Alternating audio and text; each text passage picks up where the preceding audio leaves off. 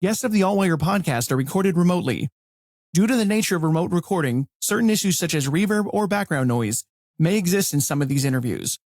Although we will always try our best to clean up the audio in post, please be advised that certain issues may still remain. We appreciate your understanding, and we hope you enjoy the show.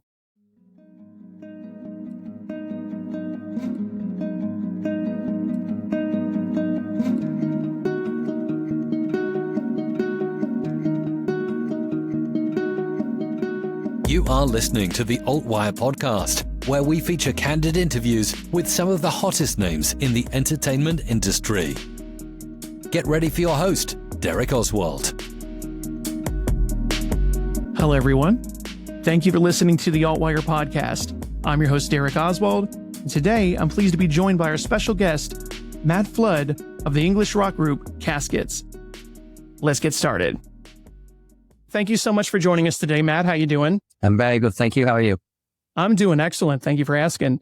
After the tremendous success of your debut album, Lost Souls, how does it feel to release your second album, Reflections? What are your expectations, and how did the time you spent on the road shape its creation? I try not to expect anything when it comes to releasing music, just so I don't put any added pressure on myself. You know what I mean? I already worry about everything anyway.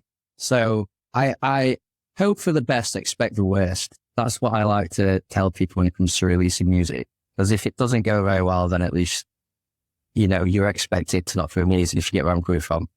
To be fair, being on the road really did shape this album because it gave us less time to be able to get demos done and get into the studio and stuff like that. So the time frame was a lot shorter. So it meant we had to work twice as quick and twice as hard.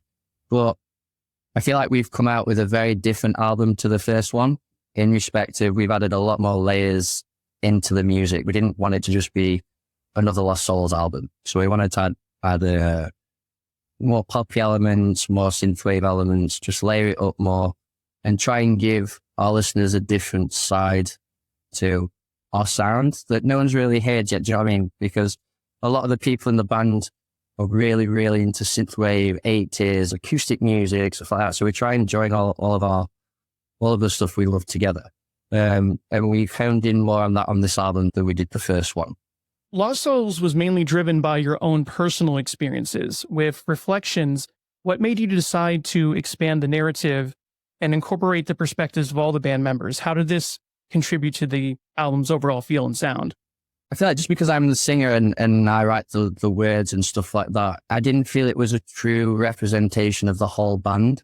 Like you said, like a lot of the meanings and lyrics and stuff in the first album were more about my background and what I'd been through. So we wanted obviously the rest of the band to have a say. So the reason why we called it Reflections is because each song is a reflection upon an event or a time in one of our lives in the band. So it's not just about me and what I've been through and stuff like that. The band isn't just me, do you know what I mean? It's not just my message. There's 5 of us, so there's 5 different messages that we want to get out. We really tried to do that in this album and tried to give everyone their own little bit to shine, do you know what I mean? Like even James, our drummer, comes to me with lyrics now, which I didn't think he would have felt. I don't think he felt he could have done when we was doing the first album, do you know what I mean? Because we didn't know each other as well. Do you know what I mean? We've had the chance to live with each other basically now, and we know each other in and out. We know how to grind each other's gears and how to sort each other out if we're going through bad times and stuff like that. So we wanted it to be a representation of all of us and not just me. Reflecting on the differences and challenges that you faced while creating this album, how has this process helped you grow as a band? Has embracing these challenges and maintaining your collaborative environment pushed your music beyond its previous boundaries?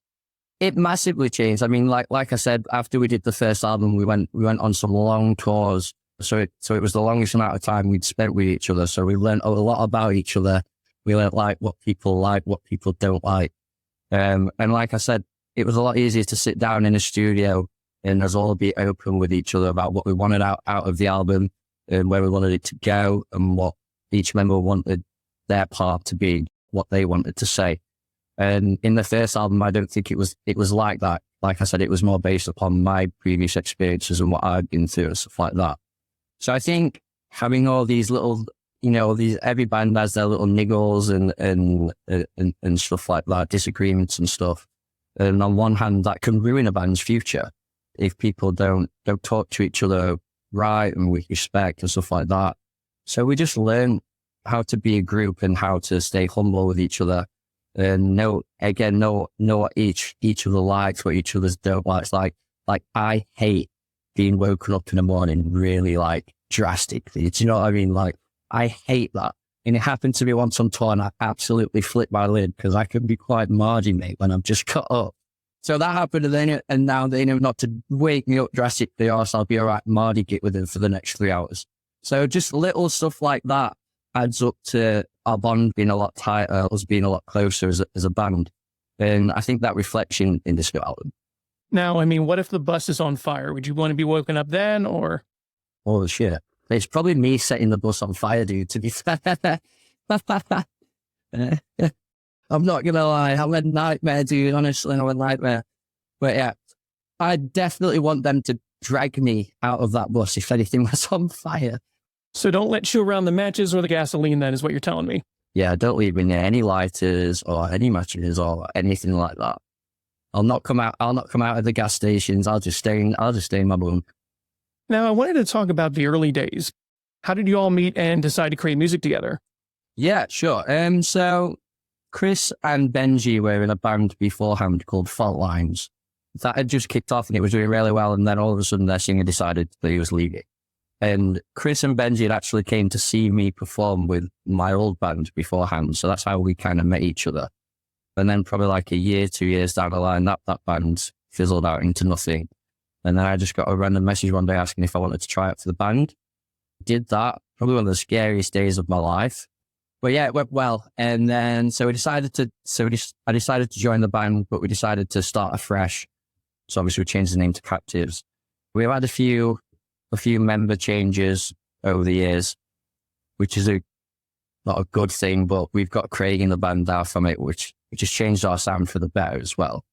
So yeah, we just started as a band, man. We our EP, we got Connor, our manager, on board, and it's just been going up and up and up since. It's been crazy, man.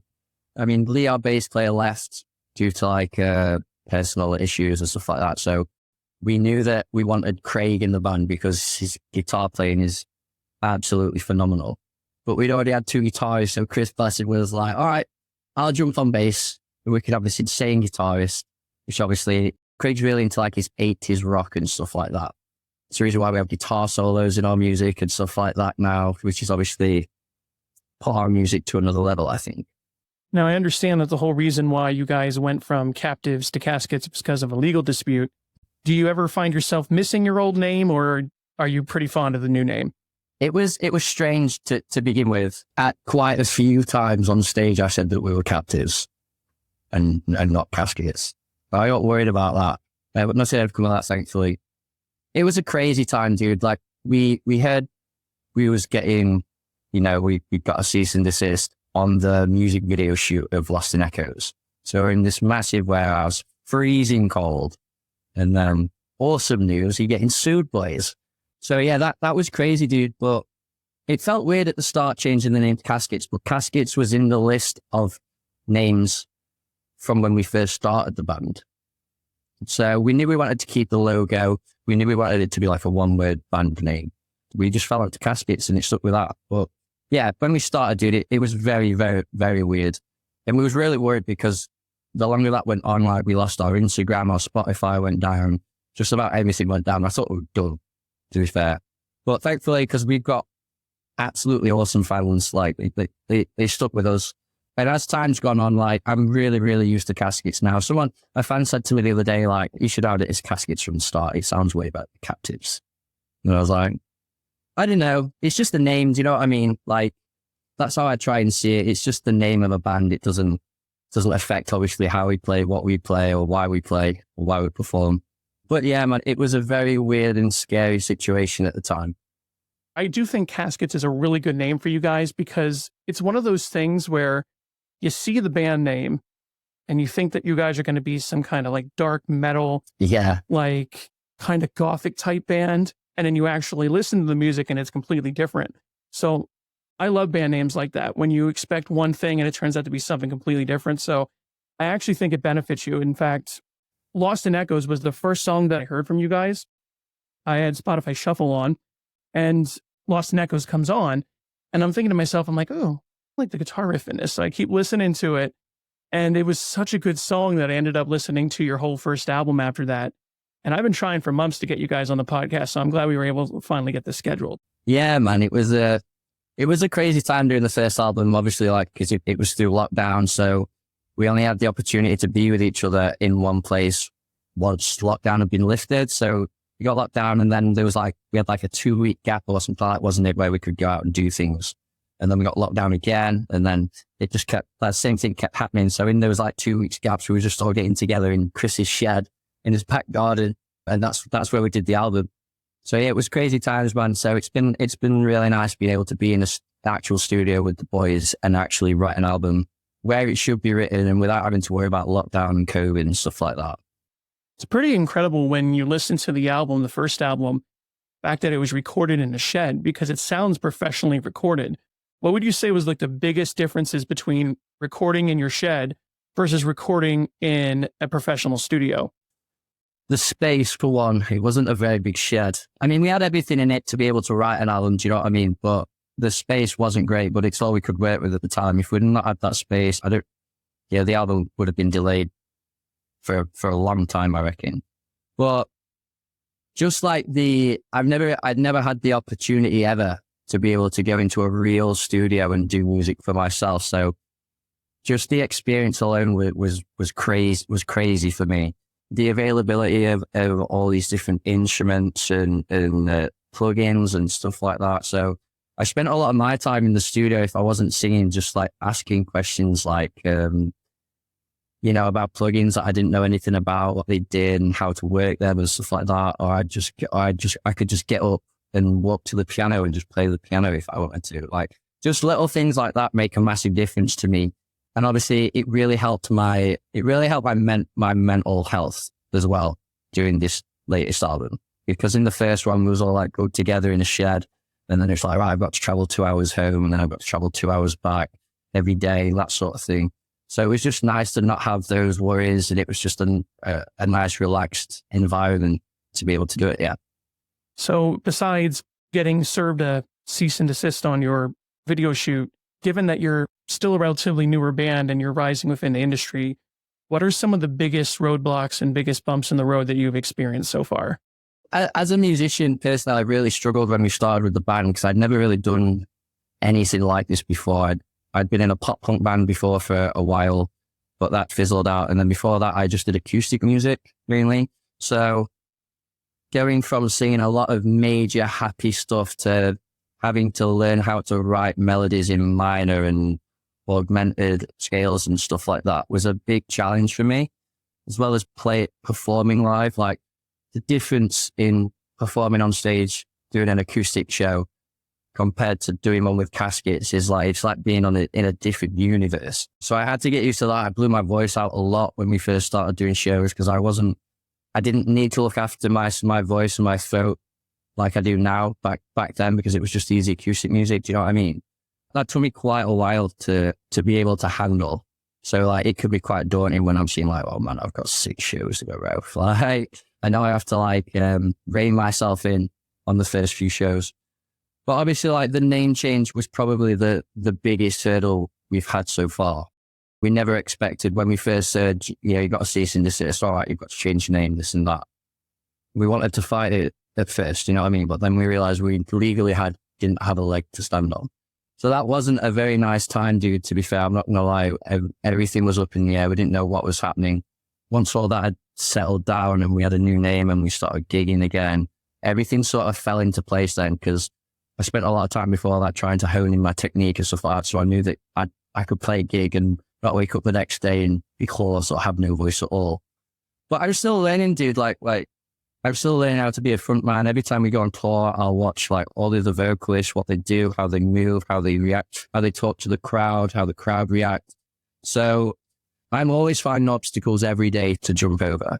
So yeah, it never stops, man. And that's part of the fun because you you get yourself through these struggles that you find yourself in, and you come out the other end and realize that, yeah, I am strong enough to be able to get through that or to do that, or to then realize I always had it in me to be able to do that. It's normally in your head. Do you know what I mean? So that's mainly the hardest parts of being in this band so far, is getting out of my own head, to be fair.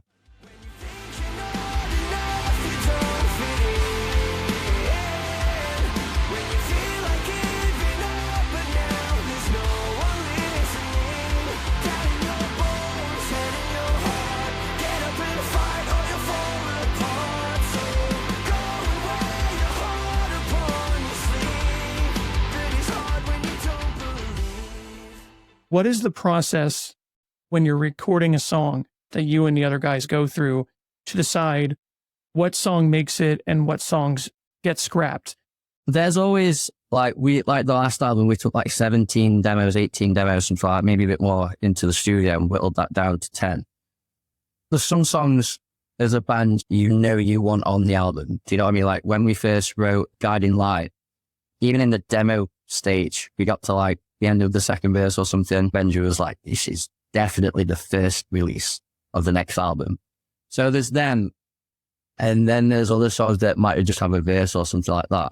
And we'll normally sit down in the studio, we'll take all the demos to the studio, we'll sit down with Dan, who did our production, and he was an absolute god, by the way, big up Dan. And we'll talk through it ourselves. We like to speak to other people that are outside the band to get someone else's point of view. Do you get what I mean? And sometimes Dan will just be like, no, that's not good enough. Even if I think it's the best one, Dan will like, that's not good enough. I'll take that and I'll be like, okay, that's fine. Because I trust his ear a lot more than I trust my own. Do you know what I mean? Because of the reputation he has.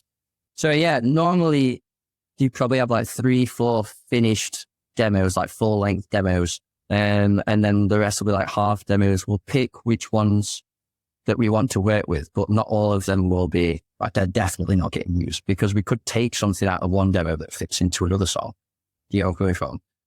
So it can be quite stressful, man. But at the same time, we also get other songwriters in to help with melodies and stuff like that, because it's more brains thinking different things, different melodies will come out, stuff like that. Do you know what I mean? So it can be quite intense, dude. And then once that's done, with this album, we did the drums first, I believe. And then we did them at Marshall Studios. And then after that, we just sit down in the studio, track everything, and then we'll just keep going back and back through the songs until, again, get them little like nitpicky bits right that are annoying, bits that just annoy you. Like one note or like one bending note on a guitar or something like that. So we'll just keep going back and back and back over each song until we're all like, I can't find anything else that I'd want to change with this. But we also have a lot of the other people from out that aren't in the band work on the songs as well. Like we have a lot of people from America help work on the strings and the orchestra and stuff like that.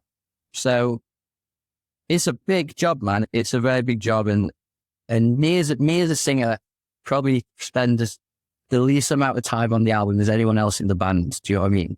Doing what I do, because so much more emphasis is put onto the guitars, the guitar licks and stuff like that. So yeah, it's intense, man, and it's stressful, but it's always worth it when you come to the end product. Like you listen to it, and I always think like I would go through what I've been through times 2 to get this same product.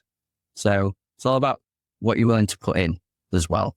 You have to work your ass off, dude, but it's well worth it, and it's the most fun job in the world. And speaking of fun, to go on the flip side, we talked about the challenges. What have been the most rewarding moments so far for you as a band? The fact that we have a fan base, for me, dude, is we're like nearly 5 years into this band, and I've still not come to terms with how well we're doing. I don't know if it's imposter syndrome or something like that, but the fact I've talked to fans and they've traveled like from different countries to come and see us play. And to me, that is absolutely mind blowing. Do you know what I mean? Like crazy. Because when I was a kid, I loved listening to bands and Blink and stuff like that, but I'd never imagined going to a different country to go and see them play. So the fact that people do that for us, and we're not Blink-182, man. Do you know what I mean? Like, we're still a new band. The fact people do that for us is like mind blowing, dude. Absolutely mind blowing. And it's it's mainly that makes it all worth it. The stressy days, the long drives, the long hours, just to see what you've made, the music you've made, to see how it makes other people feel is one of the main reasons why I want to be in the music industry for the rest of my life. Do you know what I mean? I want to make them feel with my music how I felt with the music I was listening to when I was growing up. So that's the most rewarding thing, dude. Also, to be able to travel the world, to sing songs. Do you know what I mean? We've traveled to sing songs. Travel somewhere else and sing songs. It's absolute madness, dude. It's madness. And the fact that we're here doing it now and have been for quite a few years, I always have to take a step back and try and look at the whole picture and see how far we've come, because it's easy to forget. You know what I mean? The fact that you're being noticed over in America and you're about to actually go on a big American tour too. I mean, how do you feel about that? Imposter syndrome again? That is a completely new kettle of fish, this tour. And when I heard we got it, like, I thought our manager Connor was taking the bait. He's like, put you in for a big tour. And he's like, it's for the Bless the Fall anniversary tour. I'm like, shut up, man, come on. We're never going to get on that. We're never going to get on that. And then we got main support for Bless the Fall, a band I've been listening to since I was a kid. Do you know what I mean? So it's nuts, dude. It's nuts to know that I'm going to get to spend time with a band that I genuinely love, as well as getting to meet other bands that we're touring with that are doing so well as well and awesomely talented. But I'm one of the luckiest guys in the world. I mean, there's millions and millions of people that would want to be where I am right now. I always try to not forget that. Obviously, never want to take it for granted or anything like that. So just try to be as humble as I can, man. Like, well, Bless the Fall, come on. Exactly. Nuts. It's nuts. It's absolutely nuts. And you guys should be very proud of yourselves, because that is a really big opportunity. It's not just performing with a band that you listened to growing up. You're going to a tour, which is an anniversary tour for them. And that's a whole other beast. Yeah. You know, when a band does an anniversary tour, that's a big deal. That means they're celebrating something that made them big. And they're bringing you along on that. That's pretty fucking awesome. Yeah, man. For us to be a part of it is crazy. Like, I feel like we should be the first band on. I'm not going to lie, because Kingdom of Giants and Dragged Under are two awesome bands. And I just feel like, because I dreamt of this for so long when I was a kid.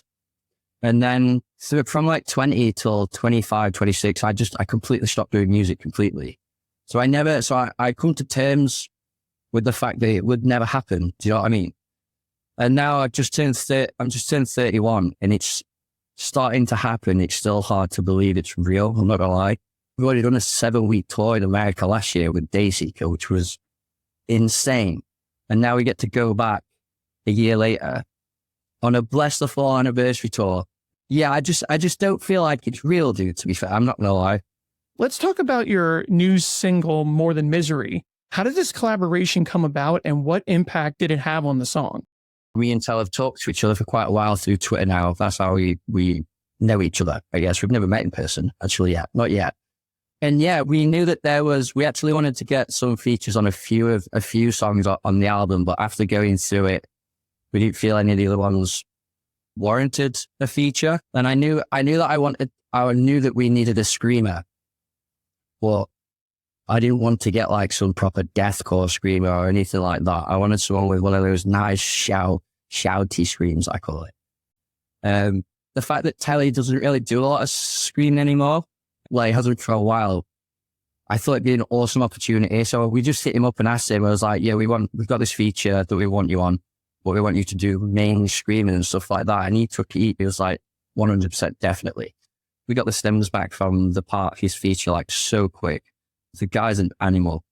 I knew like what type of scream I wanted there. Me and Benji knew what we wanted. And the first thing we heard, he come out with it and it was like exactly what we wanted. And I loved it more for the fact that like this guy does not many people have heard this guy scream loads, like for quite a long time. So I thought people would love that. And they have. But also, us collabing obviously opens us up to new fans and it opens them up to new fans, more roles obviously. So that's a cool aspect to it. But the fact that, again, we got Telle Smith from The Word Alive on one of our songs on our new album is mind-boggling, absolutely mind-boggling. So we definitely decided that when we come to America, we're gonna get him out to some shows and get him up to do the song with us. What is a song that hasn't been released yet that you would love to talk about and that you would love for the fans to hear? So it's got to be Silhouettes. And that song's the song we spent the most time on, I think, which is weird because it's the slow song of the album. But yeah, so Craig basically wrote a demo and it was just like MIDI beats or we like some atmospheric chords and atmospheric fills in it and stuff like that. And it's turned into like what it is. So it was like a minute of just the same thing over and over again. And I like dissected it into like 4 or 5 verses, but with 4 or 5 completely different melodies to each verse. So there was no like structure to it or anything like that. It was just verse, verse, verse, verse, verse. And Dan, like the god he is, heard the potential in it. And we just worked around it, man. Like we took the beats out and changed it for real drums, put some piano in there, some nice guitar. And it's turned into the best track on the album, in my opinion. But it's just mad how much that song changed from its demo period to the finished period, because one of those verses actually is made it as the chorus. When I was writing the vocals and all that, I didn't hear any of them as a chorus. So I was so surprised when we tried it and it worked so well. And yeah, it's just weird also because Craig's not normally the guy that comes out with the MIDI beat demos. So it was a massive shock. And from, like I said, from it being just sort of random chords and a beat to what it is now, it's just insane how much it's changed, but how much it's been improved. So yeah, but we spent a lot of time on that track making sure it was right, because it's a nice open, slow song. So there's so much space to utilize and stuff like that. And then we was again going back through it, changing things, going back through it, changing things. So yeah, and I think that song is probably the most one of the top 2 most like emotional tracks on the album. And I think I used to love acoustic music and stuff like that. I love really emotional music, piano music, acoustic, whatever.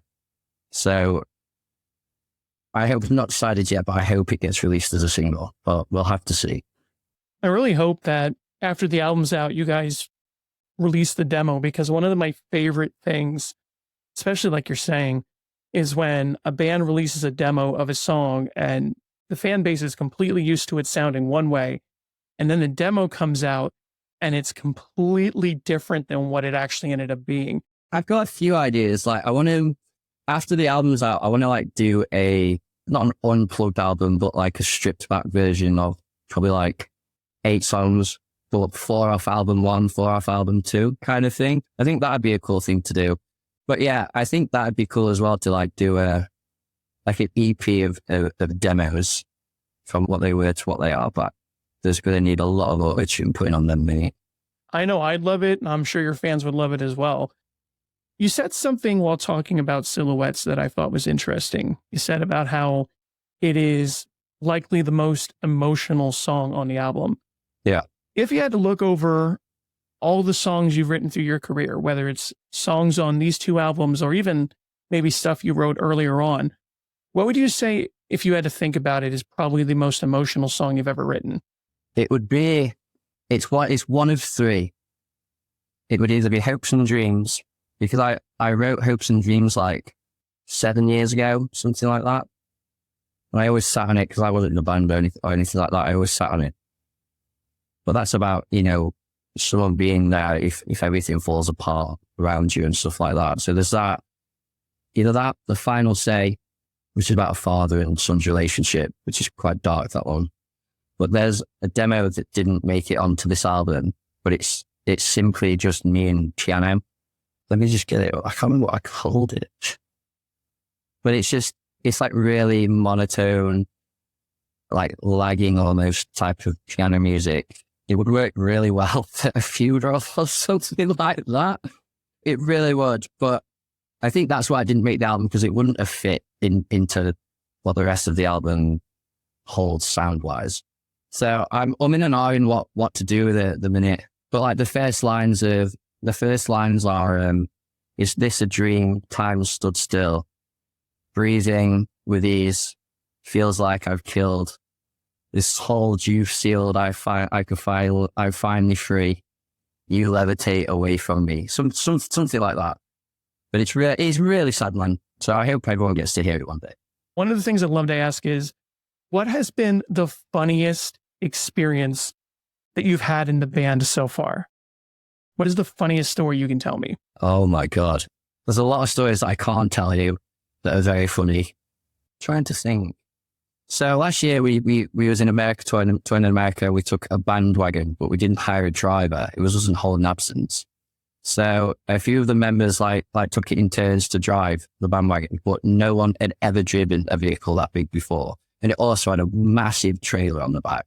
So for the first week, it was an ongoing thing where everyone would just get out of the van and just whoever was driving would just watch them try and reverse this huge truck with a trailer into the tightest parking spaces ever, dude. And it got bad.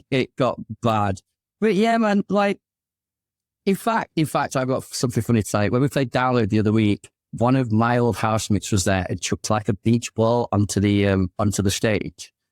And Benji picked the ball up, went to kick it and absolutely flew right onto his back. He was like, what? I some massive stage playing Download in front of 3,000 people or something, and he decked it hard. But also there's another one on video where he falls out of the stage sideways. It's so funny to see. I don't know why he falls, but he falls back off stage and then you see him come strolling on back again. That's this massive red mark on his head. I forgot about that. And this is the same guy falling both times. Yeah. His feet are useless. I think maybe what he should do for now on is maybe just sit down when he's playing, maybe be in a wheelchair, because it sounds like the way he's going, he's going to be in a wheelchair anyway. Dude, I'm sure he wears shoes a size too big for him anyway. It's just them great big flippers he's got and loose feet. Falling over all the time, bless him. Bless his heart. But I just wanted to close out by saying, definitely really excited to hear your new album. You guys are absolutely awesome. Thank you, man. Loved you since I heard you guys on Spotify, and I'm so thankful you had the opportunity to speak with me today. Of course, man. And just to close out, is there anything else that you would like to share with your fans who are listening in? We have our album coming out August 11th. Put it in your diaries, put it in your calendar. I am actually going to be doing a few acoustic versions of our songs. So my plan is to go live on Instagram, probably within the next few weeks, just before I go on tour. So I've not done it in a while. So yeah, I'm going to be putting that out on my socials probably within the next few days. I need to get that sorted. And yeah, hopefully you can join us either in Australia or America on tour. So that'd be cool. Excellent. Well, hey, thank you again so much for joining us. I do greatly appreciate your time. I appreciate your time too, man. Thank you.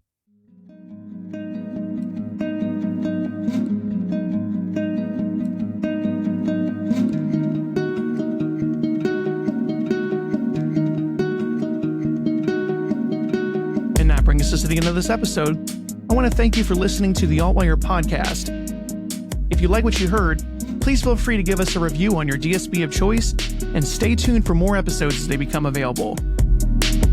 My name is Derek Oswald, and I thank you for listening to the Altwire Podcast.